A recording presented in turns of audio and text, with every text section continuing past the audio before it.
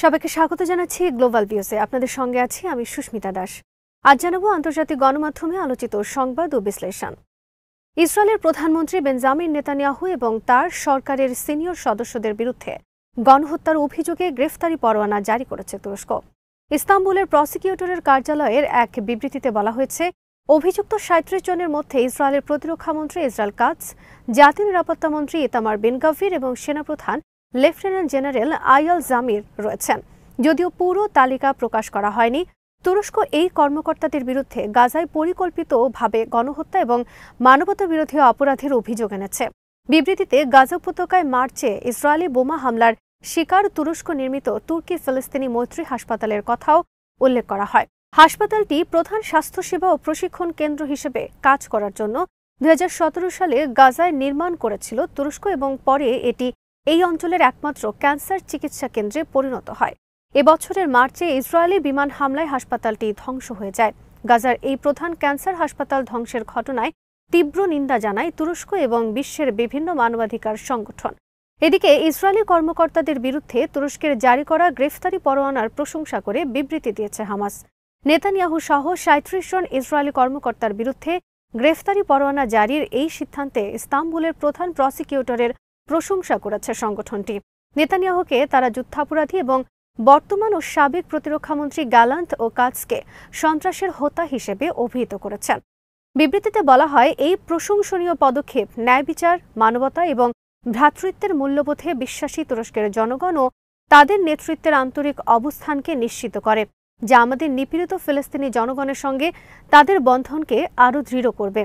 Hamas বলেছে, ফিলিস্তিনি জনগণ ফ্যাসিবাদী দখলদারিত্বের মাধ্যমে আধুনিক ইতিহাসের সবচেয়ে নৃশংস গণহত্যার শিকার হয়েছে এবং হচ্ছে।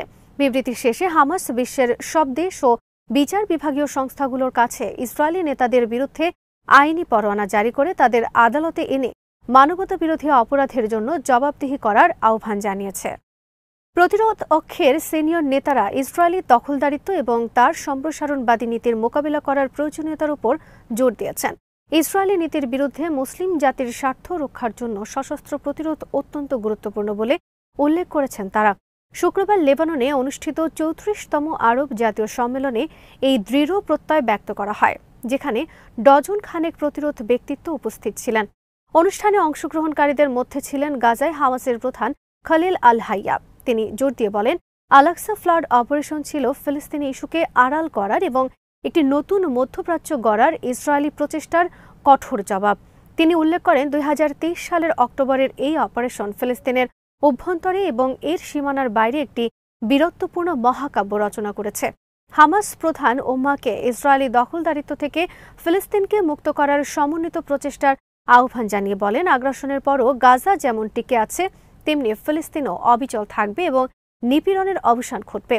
সম্মেলনে ইসলামিক জিহাদ আন্দোলনের সেক্রেটারি জেনারেল জিয়াদ আল নাখালা বলেন, ইসরায়েল মার্কিন প্রেসিডেন্ট ডোনাল্ড ট্রাম্পের গাজা যুদ্ধবিরতি পরিকল্পনা মানতে বাধ্য হয়েছে, কারণ ফিলিস্তিনিদের বিরুদ্ধে প্রায় ২ বছরের গণহত্যামূলক যুদ্ধ তার লক্ষ্য অর্জনে ব্যর্থ হওয়ার পর ইসরায়েল সংকট থেকে বেরিয়ে আসার উপায় খুঁজছিল। তিনি বলেন, আমরা দখলদারিত্বের বিরুদ্ধে সশস্ত্র যুদ্ধে জয়ী হয়েছি এবং এই অর্জন সব প্রতিরোধ গোষ্ঠীর মধ্যকার ঐক্যের ফসল। আল নাখালা ফিলিস্তিনকে সমর্থন করার জন্য ইরান, লেবানন, ইয়েমেন, মিশর ও কাতারের প্রশংসা করেন এবং প্রতিরোধ অব্যাহত রাখার শপথ নেন। হিজবুল্লাহর আরব ও আন্তর্জাতিক সম্পর্ক বিভাগের প্রধান আম্মার আল মুসাবি জোর দিয়ে বলেন, লেবাননের প্রতিরোধ আন্দোলন গাজাকে সমর্থন করে ইসরায়েল বিরোধী অভিযান চালিয়েছে, কারণ আমরা এই ফিলিস্তিনি প্রতিরোধের বৈধতা এবং যথার্থতায় বিশ্বাস করি। আমরা আমাদের সিদ্ধান্তের জন্য গর্ববোধ করি। সম্মেলনে ভাষণ দিতে গিয়ে ইয়েমেনের আনসারাল্লাহ নেতা আব্দুল মালিক আল হুথি বলেন, ইয়েমেন এবং হিজবুল্লাহ গাজার পক্ষে গত ২ বছর গুরুত্বপূর্ণ ভূমিকা পালন করেছে।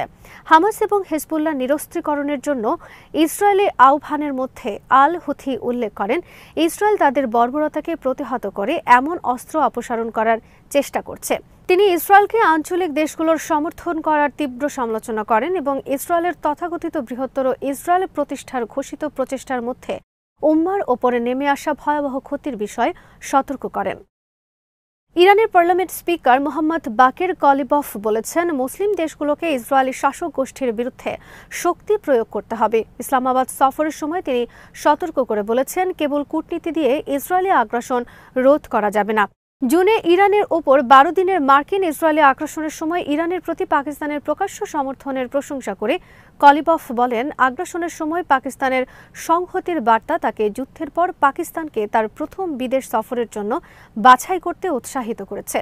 তিনি বলেন, ইহুদিবাদী শাসনের বিরুদ্ধে মুসলিম দেশগুলোর শক্তি প্রয়োগ করা উচিত। যারা যুক্তি শুনতে চায় না তাদের কাছে শক্তিই যুক্তি। ইসরায়েলের বিরুদ্ধে আপনাকে শক্তি প্রদর্শন করতে হবে, কারণ তারা শক্তি ছাড়া অন্য কোনো ভাষা বুঝে না।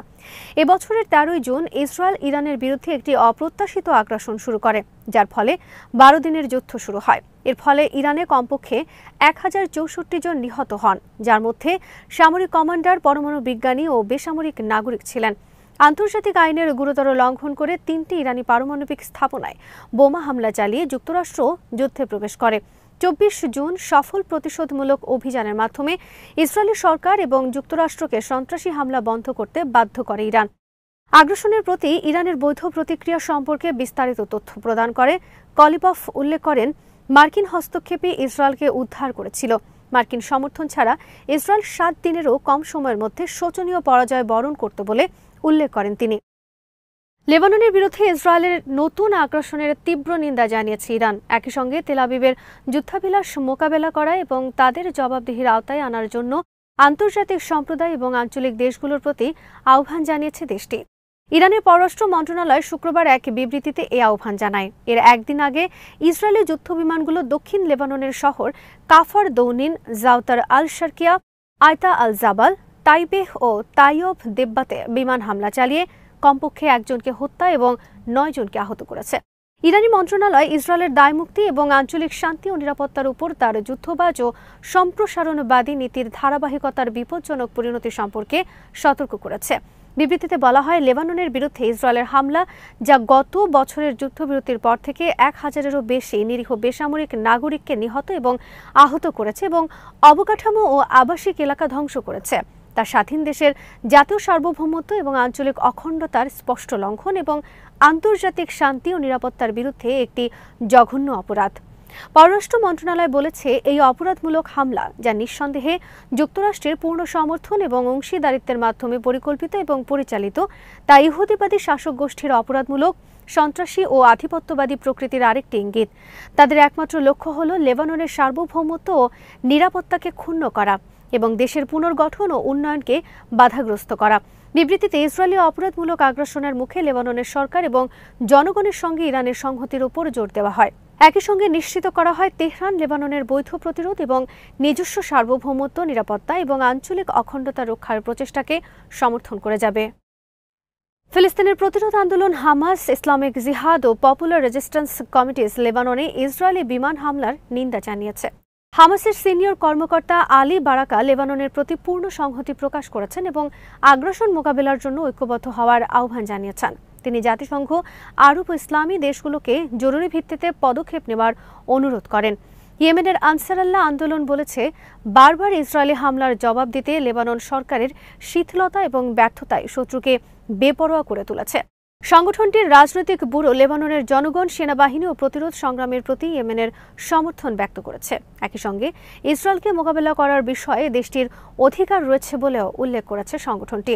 এদিকে বৈরুতের একজন পশ্চিমা কূটনীতিক সতর্ক করে বলেছেন, দক্ষিণ লেবাননে ইসরায়েলের অব্যাহত বিমান হামলা হিজবুল্লাহর পক্ষ থেকে একটি শক্তিশালী সামরিক প্রতিক্রিয়া ডেকে আনতে পারে, কারণ দলটির অভ্যন্তরে এবং এর সমর্থকদের মধ্যে ধৈর্য ফুরিয়ে আসছে বলে মনে হচ্ছে। ইসরায়েলের কান নেটওয়ার্কের মতে নাম প্রকাশে অনিচ্ছুক ওই পশ্চিমা কূটনীতিক বলেছেন, হিজবুল্লাহর সমর্থকরা চলমান ইসরায়েলি আগ্রাসনের মুখে কঠোর পদক্ষেপ নিতে সংগঠনটির উপরে চাপ দিয়ে যাচ্ছেন।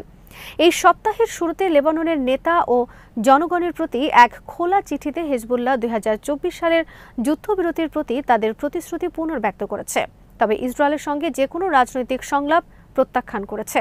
তারা ক্রমাগত ইসরায়েলি লঙ্ঘনের বিরুদ্ধে তাদের সশস্ত্র প্রতিরোধের বৈধ অধিকারের উপর জোর দিয়েছেন। সংগঠনটি শত্রুতা বন্ধের সঙ্গে নিরস্ত্রীকরণকে যুক্ত করার যে কোনো প্রচেষ্টাকে একটি ফাঁদ হিসেবে বর্ণনা করেছে। লেবানন সরকার নিরস্ত্রীকরণের বিষয়টি নিয়ে আলোচনা করতে জরুরি বৈঠক করেছে, কিন্তু হিজবুল্লাহ জোর দিয়ে বলছে ইসরায়েল যতক্ষণ না তাদের হামলা বন্ধ করছে এবং লেবাননের সার্বভৌমত্বকে সম্পূর্ণরূপে সম্মান করছে ততক্ষণ এ নিয়ে কোনো আলোচনা হতে পারে না। আজ এখানে শেষ করছি। সবাই ভালো থাকুন, সুস্থ থাকুন আর দেখতে থাকুন বিডি ভিউজ। চ্যানেলটি ভালো লাগলে সাবস্ক্রাইব করুন, সংযুক্ত থাকুন আমাদের ফেসবুক পেজে।